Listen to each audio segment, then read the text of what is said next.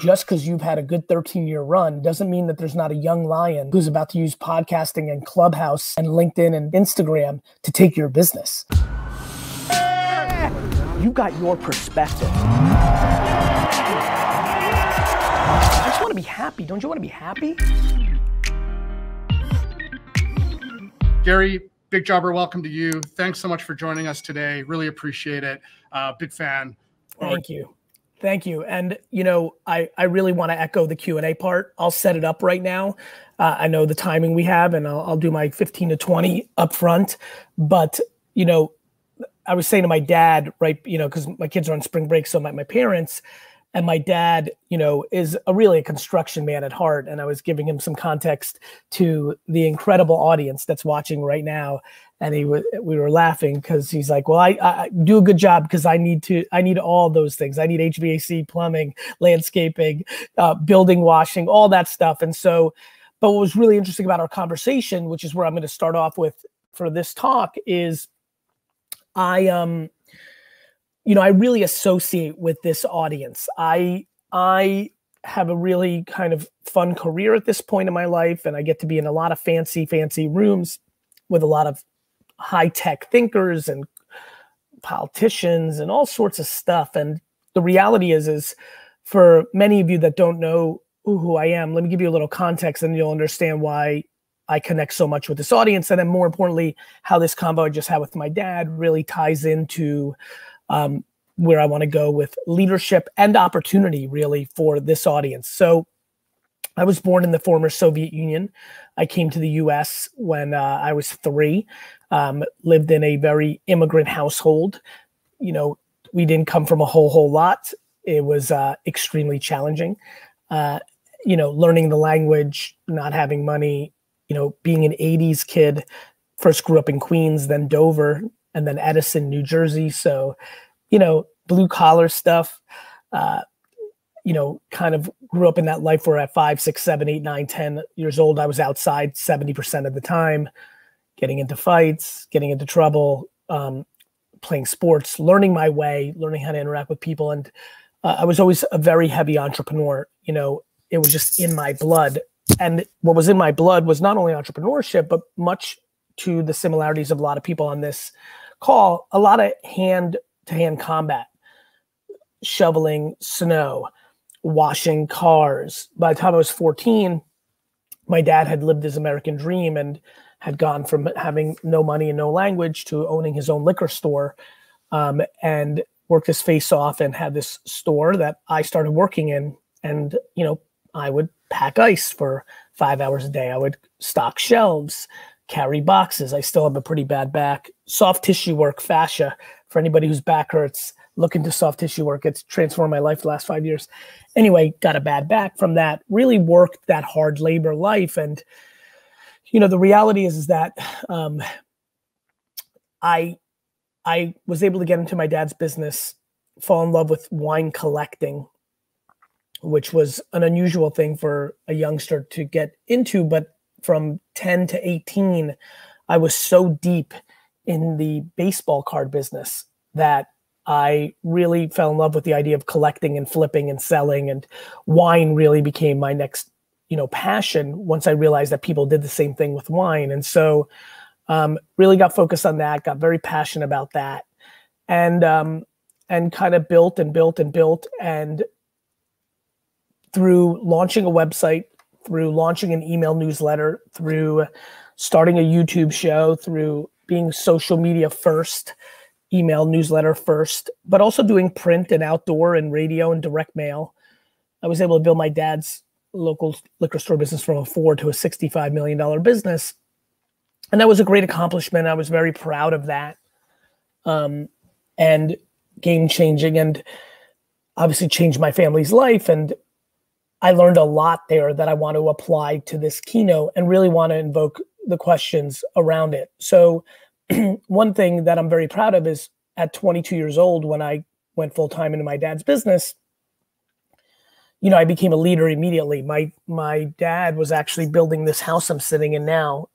Back to my dad enjoying a lot of things that all of you do. So he was kind of MIA that first year. And that first year, I really took the business from like a 3.8 to a $10 million business. And it was massive explosion. And so that was a culture shock. And what that really meant was, my dad was here building the house and he'd come to the store, which is 40 minutes away at like 6 or 7 o'clock just to check in. At that point, me being 22, I'd already established a ton of confidence in my dad that I knew what I was doing because I was in the store since I was 14. So I was a veteran. So he didn't have to really check on me. And I was running the business and I was managing 30-year-olds, 40-year-olds. I had to have that responsibility. And every day from that point to today, 23 years later, for half my life now, I've been the leader of men and women running a business. Today, I run a company called Vaynerchuk, which is a holding company that houses the company I run day to day as CEO, VaynerMedia, and many other companies where I have leaders in place. A publishing company called the Gallery Media Group, Vayner Speakers, a speaking bureau, which I'm rep by for this talk. Vayner Commerce, an e-commerce business, a lot of businesses. And we have over 1,500 people globally, Singapore, London, Mexico City in a couple months. And that's what I spend my time on. And I lead. And so here are the things that I've learned about leadership that isn't talked about enough. My dad comes from the old country, rules with an iron fist, work ethic, determination, tenacity, ambition, all incredibly great traits for leadership.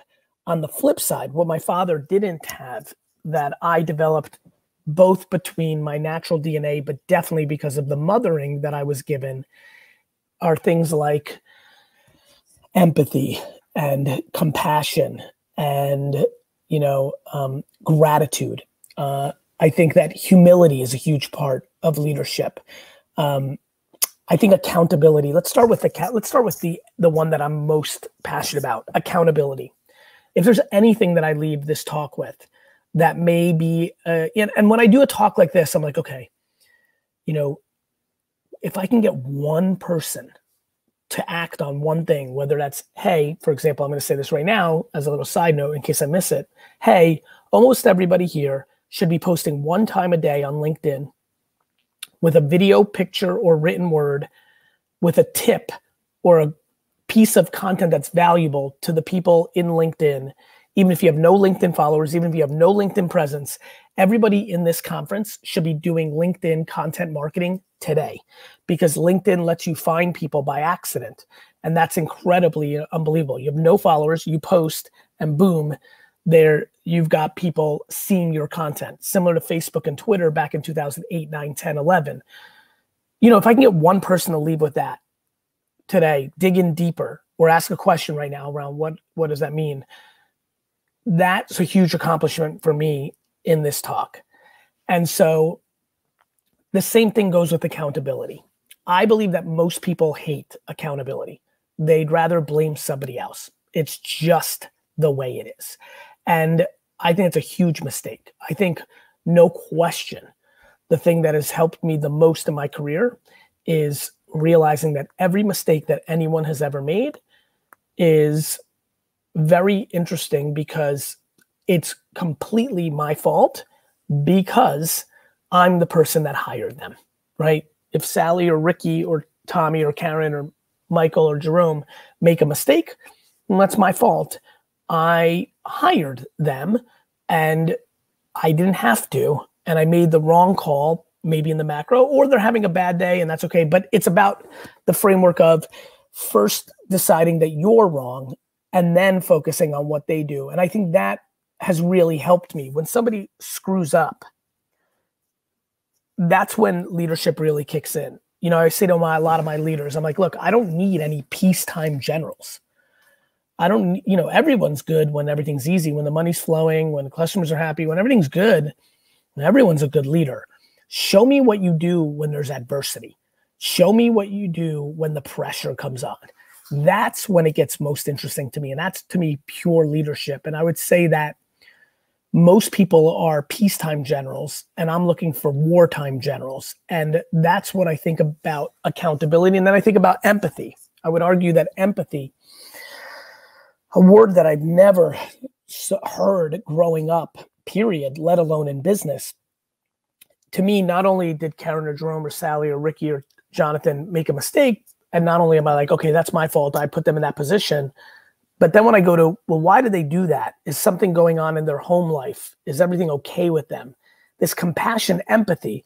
So if you kind of go accountability, empathy, and then you focus on them, you've now set up a conversation that has fruitfulness to be able to actually get to resolution and, more importantly, build on and become scalable.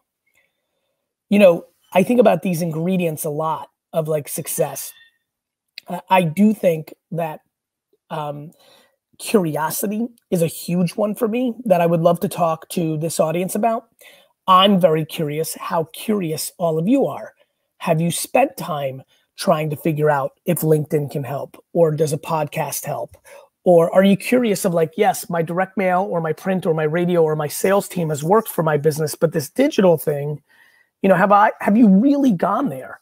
Have you just written it off because you don't want to put the work in of 30 to 40 hours to become educated on these platforms? Or have you, you know, really spent those hours to be curious and say, could YouTube help my business? You know, I wrote a book called Crush It in 2009, and then more recently, 3 years ago, Crushing It, an update to that book.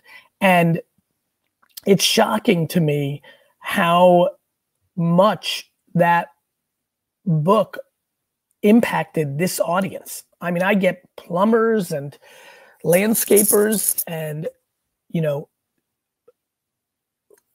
building washers emailing me multiple times a year saying that they picked up the book and never thought about social media being the driver to their business. And I think leadership as set up, and I appreciate the way this talk is being set up, is by doing and having people follow your actions.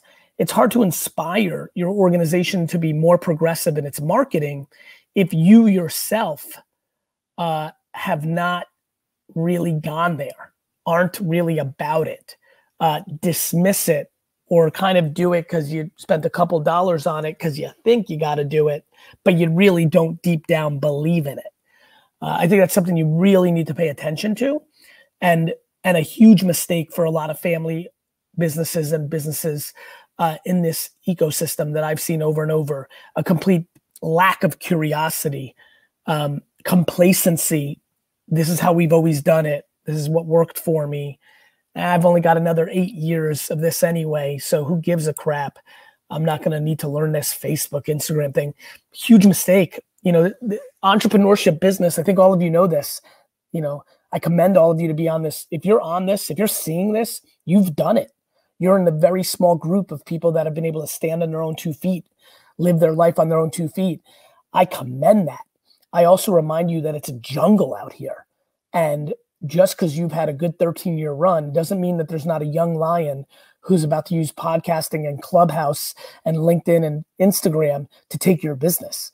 You know, history, the past, doesn't care about the current and vice versa. Just because you had a good run as being the guy in this neighborhood for this skill set doesn't mean that there's not somebody trying to take it and build a reputation and take market share. And so, you know, I'm very passionate around curiosity. I think it's huge. Now I'm going to segue before we go to Q&A. And I know I'm about 12 minutes in, which leaves me about 5 to 8 minutes left to talk. And then I want to go into Q&A. So please start gathering your questions around management, managing managers, social media marketing, things of that nature. But let me keep giving you some stuff. Let me be a little naked here and talk about something I've struggled with on stage. And as Garyvee, if you follow my content, this will blow your mind. I'm great at candor, right? I can be very candorous here in the Q&A. I'm about to be very candorous. I'm candorous in this. I'm very candorous as a character on Instagram. You know, my content, I mean, just look, let me just see what I've posted recently. Like this school, you know, this school video, I'm very, very candorous. I'm very, very, very, very candorous, you know, as you can tell, and potty mouth and jerseyed out. But as a manager of people, I so struggled with delivering bad news that I danced. I was a little full of shit, to be frank. I couldn't deliver the, hey, Rick, you suck. at your job, let's fix this or this or that. I would dance, I would try to pep up, I would be pep rally, but I wouldn't be candorous. And then what would happen is I'd eventually be fed up and I would fire Rick, and he'd be stunned because a week ago I'm like, go Rick, go, R-I-C-K, Rick. And then I'm like, and then on Friday, on Tuesday, I'm cheerleading squad, and on Friday I'm like, Rick, we gotta let you go. And Rick would be like, what? And I would always be anxious, and I realize now why, because I didn't set it up. I wasn't candorous enough. So one of my key tenets, ingredients to leadership is kind candor. I think people use candor as an excuse to be mean and to rear their insecurities and talk down to people. And so I don't love that. And which is why I call it kind candor, not candor. You have to be able to deliver feedback to people, and you need to be kind about it. For example, one of the things I would say, look, Sally, in my opinion, and and I use this, unfortunately, this company is mine, and it's my responsibility, unfortunately, to make a subjective call. From what I've seen and what I feel, unfortunately, I don't feel like you're very strong at this, and we need to talk about it. So you're hedging the candor with kindness. Rick, you're just a pleasure in this office. You're bringing so much value to the office culture. I'm getting some complaints from the clients that you're missing some T's and missing some dotting of I's. We need to talk about this, because if that keeps happening, it's gonna be vulnerability. You should maybe not be an account person. Maybe you want to be an HR, or maybe you want to do something like kind candor. Kind candor really matters. I used to use stunning people, then big severances, then feeling bad and like overextending myself after I would fire them. All bad behavior, all because I wasn't able to be candorous. It was a huge, huge leadership flaw of mine. And it's the one that I'm most building up right now that I'm proud of. And so kind candor, I think, is another thing that a lot of people here have to talk about. I also think humility, just for a few minutes before we go into Q&A. I've been very fortunate in my career. I really have. I've had a lot of accolades. You start Googling me now if you don't know. There's a lot of winning stuff out there. But having the ambition to be all time, and equally in your body knowing you don't mean shit, is a huge thing and a huge, huge factor to leadership. I definitely believe that more people in my company buy into me because of my humility, which is, again, I would argue my humility and my inability to have candor are the two things my content is least capable of communicating, but are two foundational things that have impacted my leadership. One, negatively, lack of candor. Now, in the last 18 months, it's exploded my kind candor. That's really helped my company. And B, humility. I only think I'm as good as my last at bat. So just because I invested in Facebook and Twitter and Uber and Pinterest and Snapchat and Coinbase and Venmo and had this great investing career, my next investment tomorrow might suck and could really hurt me. Just because I have built this $200 million plus company, Vaynerchuk, in revenue from zero, doesn't mean tomorrow that it can't go down to 87 if I get high on my own supply and think I'm a tough guy and think I'm so great and think I'm Garyvee. Humility is incredibly important, and people smell it on you. And I think a lot of you could have a lot more success if you didn't need to take credit for everything that your team's doing. Humility really matters. And I think it really rears its head. And I highly recommend you get into an honest place. Self-awareness, which is where I'm going to end, and then we're going to go into Q&A. So please start firing those questions away, because, oh, you ready? I love that you jumped in. Let me just end with this self-awareness. Do you have a good amount of questions at this point? I just want to, cool. Yeah, so, go ahead, finish. Yeah, I'm going to finish this, but I'm glad you jumped in, because I want to make sure that people come with the questions, because I think, as you can imagine, everybody who's watching right now, this is very macro, what I'm talking about. And the reason I love Q&A is I'm thrilled that you're like, yeah, that's right. Yeah, that's right. Yeah, that's right. But I love making it like, no, yesterday Jose yelled at me. What do I do? Or I got this opportunity to merge with another, so I'm excited about the questions. You can go anywhere with me on any business question, but sticking on leadership, self-awareness. Yeah, it took me being self-aware, challenging myself, willing to be honest with myself that, hey, Gary, you think you're so great and you're so nice and you're so successful. This candor thing's a problem. And it took pain. It took people not liking me, which makes no sense because my intent is through the roof. I'm like so lucky and so well parented that I love people. I don't need nothing from nobody. I'm on my own 2 feet. I don't need anything, and not emotionally, not financially. And yet I still had these individuals who were miffed and would talk shit about me. And I was like, God damn it. It's that candor. So self-awareness, you've got to really, really deploy that. Let me leave you with this sentence and we'll go right into Q&A. Every strength and every weakness you have as a leader, you're tricking no one. They know. Your employees know. Your customers know. Your employees know. And if they don't know, they themselves don't have good emotional intelligence. And I always said to my friends, you'd rather win with winners than win with losers, right? And so like, if you're tricking people that don't know, your employees are also insecure and this is like an unhealthy relationship, cool, but you're just building an ecosystem that's going to be small. And more importantly, if somebody is emotionally intelligent, both on your customer side or your employee side, they're going to see right through you. So see right through yourself first. I always say, I'd rather put myself out of business than have somebody else do it. You know, I got ahead of it and had a very heart-to-heart conversation with my company and said, look, I'm lacking candor and that's why we're B-. We should be A+ culture because of what my intent is. I can make money elsewhere. I don't make decisions on every dollar. I'm a good guy. I want legacy, not currency. I got all this going for me, but we're B-. That was because of this lack of candor. I'm standing up this thing called kind candor. So everybody who's in here, who's a little bit of a jerk, this doesn't mean you're going to be able to get to be a jerk. This is going to mean that we're going to be more candorous with each other. And it's really changed my company. And I'm using something in my life to give you the courage to be self-aware of, you know, for example, maybe you're 62 and your work ethic isn't where it was from 18 to 60 or 55. And guess what? You deserve it. You worked 27 years off your face. Like, but you're not tricking your people that you're 9 to 3ing it. And when you come in and you feel guilty about that and you're like, you got to work, like you got to be careful. You got to say, you got to be honest about it. You got to say, look, I bled out of my eyeballs for 33 years for the luxury to be able to 9 to 3 it. You need to, and that kind of stuff. So anyway, I really appreciate everybody. I hope everyone's doing well and I'm excited for the Q&A. That was amazing, Gary. Thanks so much. I mean, before we go into Q&A, what stood out for you, right? You said before I went on, I'm a fan. You know, yeah. I touched on some stuff that I don't normally talk about because I wanted to really deliver something unique for you. Did anything for you personally? What hit?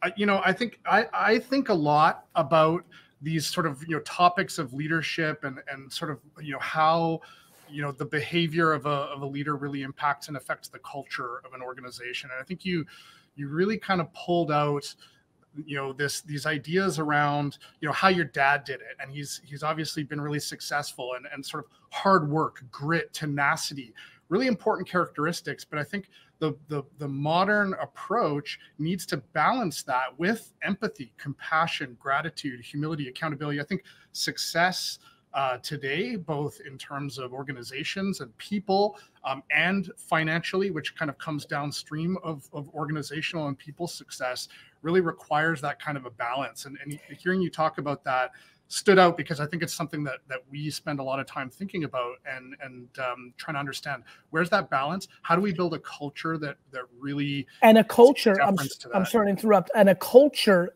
that if some, I always say, look, I don't want to make you be anything but you. So if you're 19, let me use my company. If you're 24 and you came from a low income family, but you were a good student, which got you a full ride to a good university, and you've had a chip on your shoulder your whole life that you want to make that money, right? And you come to Vayner and you want to work 10 hours a day instead of 8 like everybody else because you want to use that as an advantage to get, how could I be a hypocrite when that's what I did? So I'm going to support that. On the flip side, if you're a working mom at Vayner and you're 41 and you got 2 young kids and you want to have a little more work-life balance, I don't want to penalize you for 9 to 5. I'm going to judge you on the impact, not on, and I want you to feel just as safe. I want the 24-year-old that wants to bleed for a decade to build and the 45-year-old guy or gal who wants work-life balance. Like, I want them to both feel safe in my ecosystem. And I think the number one thing that a leader needs to do is create safety. I really believe that. Make people feel safe. Mm-hmm. Yeah, that's great. I think we have way more questions than we're going to get through. Okay, we're going to go fast. Let's go. You have a great way of generating. I think the first one is, and I think this is great because I wasn't really aware of this history and hand-to-hand combat. I love that sort of characterization. You know, kind of really getting that sort of ground up experience, and you know, now leading an organization of 1,500 people, $200 million. I think that the first question swapped, so never mind. It's not relevant to that. But that history, I think, is a really interesting arc that gives you perspective sort of across the range, which is super interesting. So, first question from Joshua asks. And a lot of people like this question as well. How do you discern having empathy for your staff without being taken advantage of from them? Because by realizing you're the boss. You can't be, by nature, if you're their boss and you have say and you can fire, you can't be taken advantage of. Like, it's a very powerful thought. I get this question a lot, so I'm glad a lot of people wanted to hear it. You just might have the same issue I had for most of my career. Your inability to be candorous, your hate of conflict, your hate of that moment makes you think you're getting taken advantage of because you're not firing. I mean, there's people there's people that I didn't fire for 3 years. 7 years in my mind.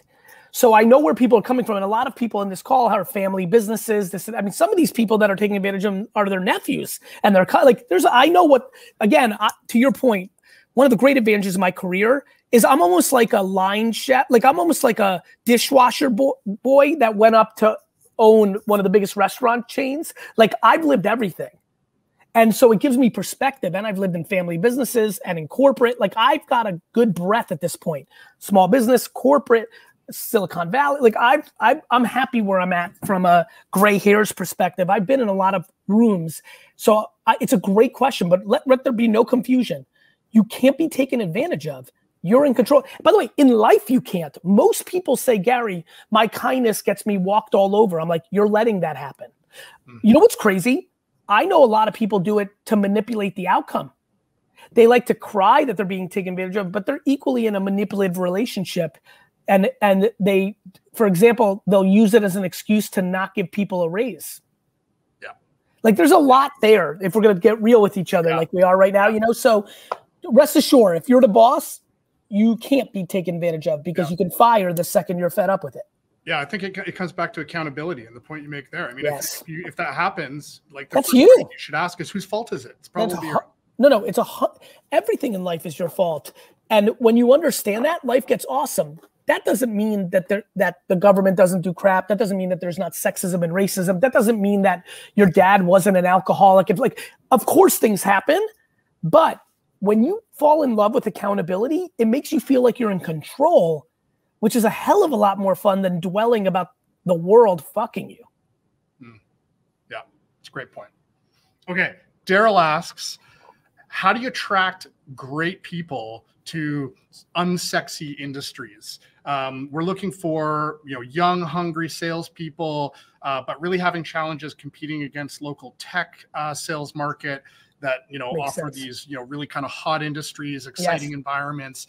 How do you balance that? How do you figure that out? You have to storytell. You have to put out content. And you have to put it out on LinkedIn. You have to put it out on Instagram, and you gotta give them what you got and say, look.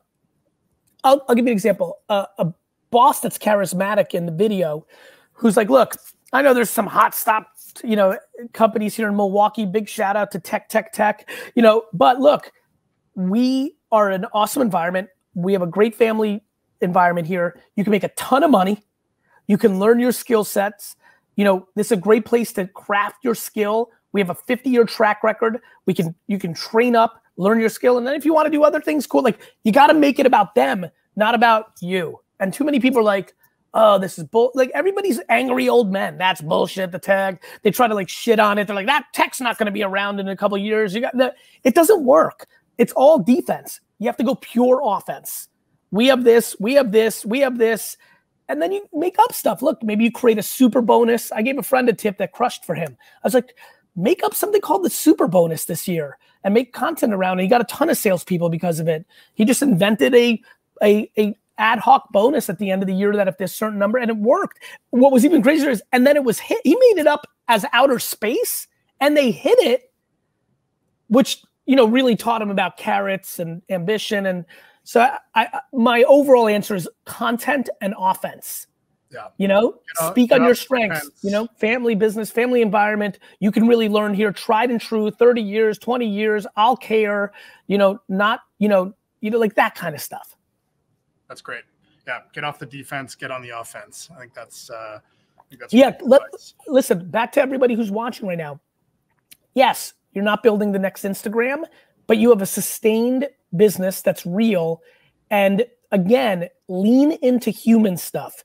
Like if you make a video on LinkedIn, you're like, look, what's great about our company is we have 3 sales leaders who've been with me for 15 years. A lot of you youngsters could use mentors. Come in here and learn a lot, be taken care of. Don't be just a number. You know, we may not have a foosball table and kombucha, but like you're going to learn shit. Like, and there's a ton of kids, you know, it's funny, you know, obviously I spend a lot of time in this. There's a lot of kids that are anti-millennial Gen Z kid DNA. Like there's like, even within their own ranks of like 18 to 25, 21 to 27, they're really funny with each other. There's a lot of kids that do think the other kids are way too fluffy. And I think they'll resonate to some of that old world stuff. Mm-hmm. Yeah, that's great. Okay, the next question comes from Aaron. This is the one that I thought was great, given the range that you have. So Aaron asked, Gary, I'm just getting involved in my husband's landscape business. While he's a very good entrepreneur, I have more of a corporate background. What suggestions do you have for me as I shift my thinking and mindset from a business manager? Oh, such a great question. Yeah. So I see this a lot. And it's funny, I'm working on a book right now that is coming out in November that's really around all these themes. And I do a lot of make pretend scenarios, and I have a scenario very similar to this, so it's fun. First, you have to deploy empathy.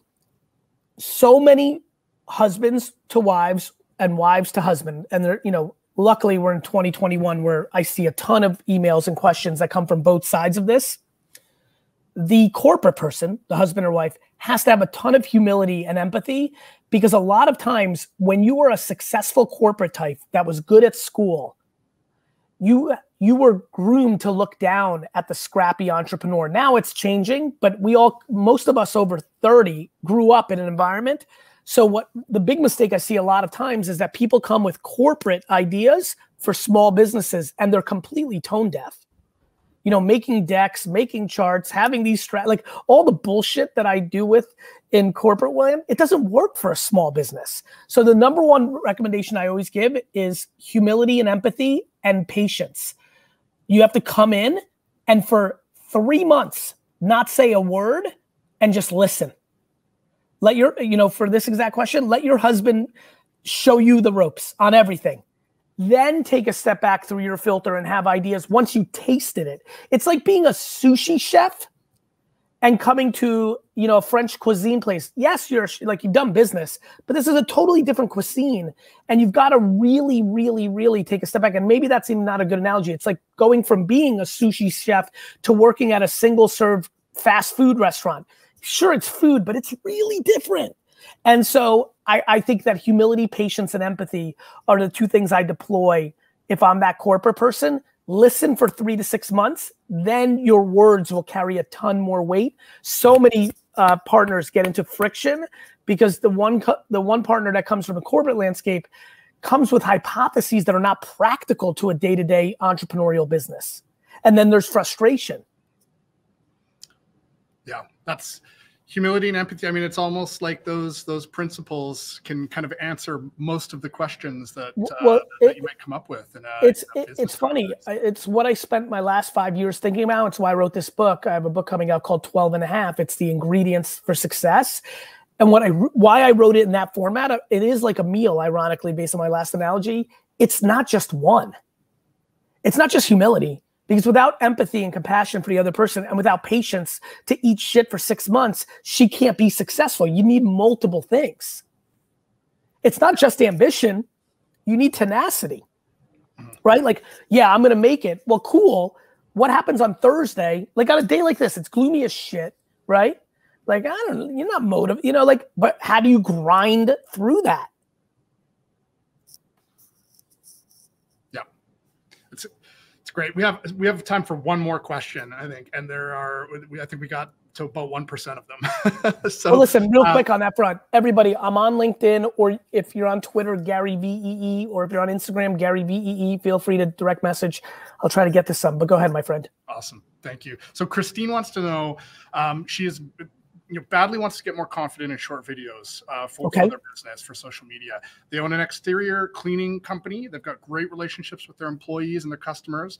But she's just really insecure, documenting all the great things that happen. How does she get over that? Where does she start getting more comfortable with that daily post, that daily tip? Living your life and making decisions based on other people's judgments is the quickest way to be unhappy. You know, like the real reality of this one is very simple. Do you believe at 88 years old, 92 years old, 94 years old, when you're kind of wrapping it up, do you honestly think that somebody leaving a comment on your LinkedIn or Facebook video that said you're ugly or that was stupid or you're wrong, do you really think that's going to carry weight? Think of it as this way. Everybody on this call got made fun of in 2nd or 3rd or 4th grade, 6th grade about something. Is that something you're really like carrying today as like this devastating moment? The answer is no. And so I just try to encourage people based on real life that, you know, your aunt or your mom or your uncle or your best friend or a former employee or your neighbor or your high school friend's joke or insensitive comment on your video or the lack of any comments. This is back to humility, brother. I did 50 to 100 episodes of Wine Library TV before anybody gave a shit. I had humility and I had tenacity. I knew it was right. You asking this question to me, you know it's right. You know these videos will help your business. Who cares? Like again, people worry about their looks. People worry about them stumbling on words. Like, it just doesn't matter. And I have to, you know, this is why I put out content every day. Like, it's like I'm trying to beat this into people's head. Like, really? Like other people's judgment? When people leave negative comments on your content, that's a reflection on their unhappiness. Think about that. This is a person who has time. Like, I don't have time to do anything. People have time to go to somebody else's page and try to make them feel bad. That's deep pain. When you're trying to tear down other people, you are in deep pain. The end. The end.